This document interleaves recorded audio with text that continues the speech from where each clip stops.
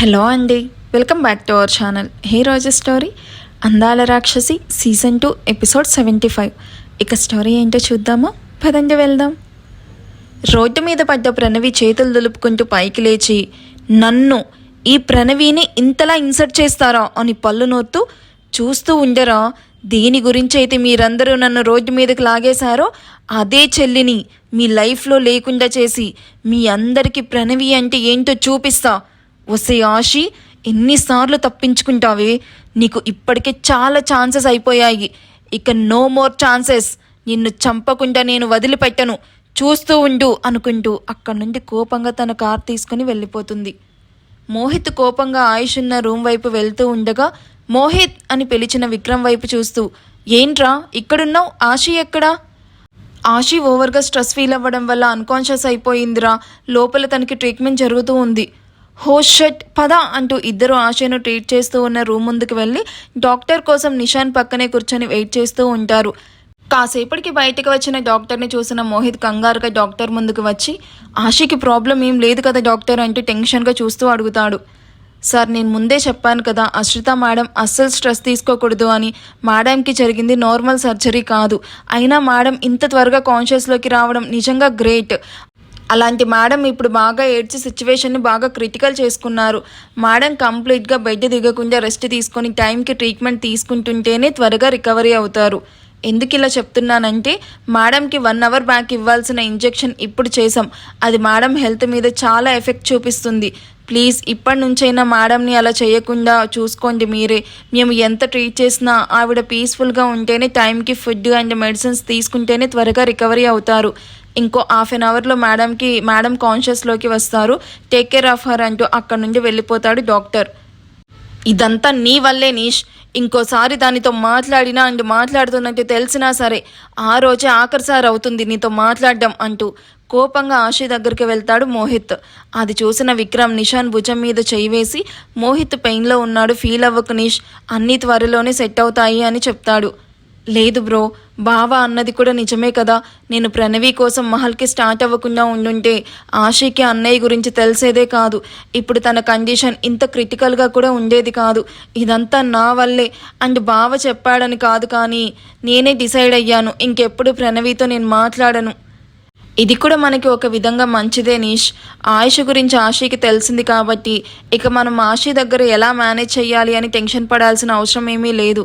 ఆశీ కూడా తన గురించి కాకపోయినా ఆయుష్ దియాల కోసమైనా సరే తను స్ట్రాంగ్గా చేంజ్ అవుతుంది.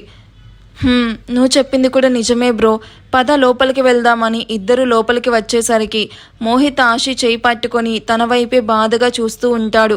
మోహిత్ని అలా చూసిన ఇద్దరు ఒకరినొకరు చూసుకొని మోహిత్ భుజం మీద చేయి వేస్తారు. మోహిత్ ఇద్దరిని చూసి కన్నీళ్లు తుడుచుకుంటూ ఆశి తల నిమురుతూ, ఆశికాను దూరం చేసుకొని ఇప్పటికే సగ ప్రాణాన్ని పోగొట్టుకున్నాను, కానీ నీకేమైనా అయితే మాత్రం భావనే కాదు నేను కూడా ఉండను. కళ్ళు తెరువు ఆశి, నిన్నిలా చూడడం చాలా నరకంగా ఉంది. మోహి ప్లీజ్ రా, కంట్రోల్. నువ్వే ఇలా అయిపోతే ఎలా చెప్పు? తను నీ చెల్లెలరా, నీలాగే ఆశి కూడా చాలా స్ట్రాంగ్గా ఉంటుంది. చూస్తూ ఉండు, డాక్టర్స్ చెప్పిన దానికంటే ఇంకో 1 వీక్ ముందే తను నార్మల్ అవుతుంది అని చెప్తూ ఉండగా ఆశి నెమ్మదిగా కదులుతూ ఉండడం చూసి ముగ్గురు ఆశి వైపు చూస్తూ ఉంటారు. ఆశి నెమ్మదిగా మూసుకున్న కళ్ళని కష్టంగా తెరిచి చూస్తూ, ఆయుష్ గారు ఎక్కడా అని తను ఆయుష్ దగ్గర లేకపోయేసరికి కంగారుగా చూస్తూ అడుగుతుంది. ఆశి రిలాక్స్, బావ వేరే రూమ్లో ఉన్నాడు, తను బాగానే ఉన్నాడురా, నువ్వు టెన్షన్ పడకు, నీ కండిషన్ అస్సలు బాగాలేదు అని డాక్టర్స్ చెప్తూ ఉన్నారు. నా అమ్మవి కాదు, కొద్దిగా ఈ జ్యూస్ తాగురా, కొంచెం ఎనర్జీ అయినా వస్తుంది నీకు, ప్లీజ్. ఆశి మోహిత్ చేయి పట్టుకుని, అన్నయ్య నేను ఒకటి అడుగుతాను, కాదు అనుకుంటే చేస్తావా ప్లీజ్? చెప్పురా, ఏం చెయ్యాలి? ఫస్ట్ అయితే ఏడవ్వాకు అని ఆశి బుగ్గల మీద నుండి జారుతూ ఉన్న కన్నీటిని తుడుస్తూ తన పక్కనే కూర్చుంటాడు. నన్ను ఆయుష్ గారి రూమ్ దగ్గరికి తీసుకుని వెళ్ళన్నయ్యా. ఆయనను చూడకుండా ఇలా దూరంగా ఉండడం నా వల్ల కావడం లేదు. ఆయన నాతో మాట్లాడకపోయినా దూరంగా ఉండైనా ఆయనను చూస్తూ బ్రతికేస్తాను. ఆయుష్ గారు నాతో మాట్లాడకపోతే ఏంటన్నయ్యా, నేను మాట్లాడేది వింటూ ఉంటారు కదా. ప్లీజ్ అన్నయ్య, నన్ను ఆయన దగ్గరికి తీసుకుని వెళ్ళు అంటూ వెక్కిళ్ళు పెడుతూ ఏడుస్తూ ఉన్న ఆశీని చూస్తూ, ఓకే నేను తీసుకుని వెళ్తాను, ఏడవ్వాకు అని ఆశీకి బలవంతంగా జ్యూస్ తాగించి, ఇప్పుడైతే నువ్వు పడుకోరా, రేపు మార్నింగ్ డాక్టర్తో మాట్లాడి నిన్ను బావని ఒకే రూమ్లో ఉండేలాగా ప్లాన్ చేస్తాను, సరేనా? థ్యాంక్స్ అన్నయ్య. ఇంజెక్షన్ మత్తుకి ఆశీకి తెలియకుండానే నిద్ర వచ్చేస్తుంది. దాంతో మోహిత్ చేతిలో ఉన్న ఆశీ చేయి బెడ్ మీదకి జారిపోతుంది. ఆశీ చేతిని సరిగ్గా పెడుతూ ముగ్గురు సౌండ్ చేయకుండా ఆశీ రూమ్ నుండి బయటకు వచ్చి ఆశీ గురించి డాక్టర్స్తో మాట్లాడాలి అనుకుంటారు. మోహిత్ ఆశీ రూమ్లో ఉన్న ఎక్స్ట్రా బెడ్ మీద, ఆయుష్ రూమ్లో ఉన్న విక్రమ్ అండ్ అభి రూమ్లో ఉన్న నిషాన్ కూడా మండుతూ ఉన్న కళ్ళను మూసి నిద్రలోకి జారుకుంటారు. సూర్యకిరణాలు వెచ్చగా తన మొహాన్ని తాకగానే నెమ్మదిగా కళ్ళు తెరిచి చూస్తూ ఉన్న అభికి ఎదురుగా క్యూట్గా నిద్రపోతూ కనిపిస్తాడు నిషాన్. తనని అలా చూసిన అభి చిన్నగా నవ్వి తన 2 చేతులతో నిషాన్కి దిష్టి తీస్తూ ఐ లవ్ యూ బావా. నా ప్రతి డే ఇలాగే స్టార్ట్ అవ్వాలని నా కోరిక. అది ఎలా అయినా నేను ఫుల్ఫిల్ చేసుకుంటాను. దానికోసమే కదా నీతో కూడా ప్రామిస్ చేయించుకున్నాను. నేను అక్క అండ్ బావ రికవరీ అవ్వగానే నన్ను మ్యారేజ్ చేసుకోమని అడుగుతాను.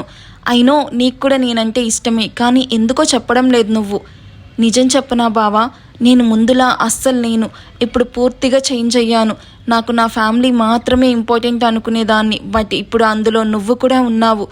నువ్వు నా లైఫ్లో ఉంటే నిజంగా నా అంత లక్కీ వేరే అమ్మాయి ఉండదు అని నిషాన్ వైపు ప్రేమగా చూస్తూ కష్టంగా బెడ్ మీద నుండి కాలు కిందకి పెడుతూ ఒక్కో అడుగు వేస్తూ వాష్రూమ్ వైపు వెళ్ళబోతూ కింద పడబోతుంది. అప్పుడే మెలకువలోకి వచ్చిన నిషాన్ కింద పడుతూ ఉన్న అభిని చూసి ఫాస్ట్గా లేచి అభి అంటూ వచ్చి జాగ్రత్తగా పట్టుకుంటూ నన్ను లేపచ్చు కదా అభి, ఎక్కడికి, వాష్రూమ్కా అని ఇబ్బందిగా తలూపుతూ ఉన్న అభిని చూసి ఇందులో ఇబ్బంది పడాల్సింది ఏం లేదు కానీ పద అని అభిను వాష్రూమ్లోకి దించి నీ వర్క్ అవ్వగానే డోర్ నాక్ చెయ్యి అంటూ డోర్ ముందుకు వేసి ముందు నుండే లాక్ చేస్తూ అక్కడే నిల్చుకుంటాడు నిషాన్. 10 minutes తర్వాత డోర్ నాక్ చేస్తూ ఉన్న సౌండ్ విని వెళ్ళి డోర్ ఓపెన్ చేసి అభిను ఎత్తుకుని వస్తూ ఉండగా బావా కొంచెం బ్రష్ ఇస్తావా, చాలా చిరాగ్గా ఉంది, ఫేస్ వాష్ చేసుకుంటాను. ఓకే అభి అంటూ అభిను స్టూల్ మీద కూర్చోపెడుతూ అభికి తనే దగ్గరుండి బ్రష్ చేయిస్తూ ఉంటాడు.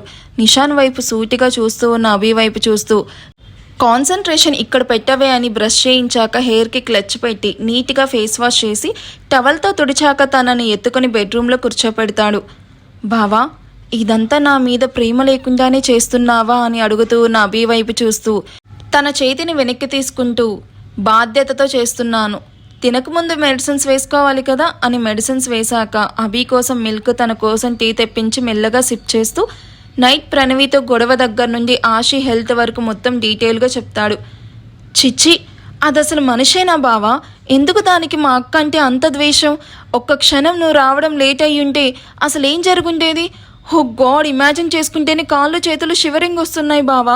దాన్ని చంపినా పాపం లేదు బావా, ఇంకా ఎందుకు బావా దాన్ని మ్యాన్షన్స్లోనే ఉంచారు అంటూ కోపంగా అరుస్తూ ఉంటుంది అభి. కృష్ణదేవ్ మామయ్య కోసం ఆ రోజు అన్నయ్య అయినా ఈరోజు నేనైనా దాన్ని ప్రాణాలతో వదిలేశామంటే అది మామయ్య కోసమే. ఇన్నాళ్ళు ప్రణవి మీద ఎక్కడో కొంచెం సాఫ్ట్ కార్నర్ ఉండేది. నైట్ జరిగిన గొడవతో అది కూడా పోయింది. అయినా ఇప్పుడు నేను జరిగింది చెప్పింది నీకు ప్రణవి గురించి తెలియడానికి కాదు. నేను ఆశీతో క్లోజ్గా ఉంటే నీకు కూడా అలాగే అనిపిస్తుందా? నిజంగా నేను ఇంకా ఆశీను లవ్ చేస్తున్నా అని నువ్వు కూడా అనుకుంటున్నావా అంటూ అభి వైపు తన ఆన్సర్ కోసం అలా చూస్తూ ఉంటాడు. ఇప్పుడు అభి ఏం ఆన్సర్ ఇస్తుంది? ప్రణవి ఆశీను చంపడానికి మళ్ళీ ప్లాన్ చేస్తుందా? నాకైతే ఖచ్చితంగా ప్లాన్ చేస్తుందనే అనిపిస్తుంది.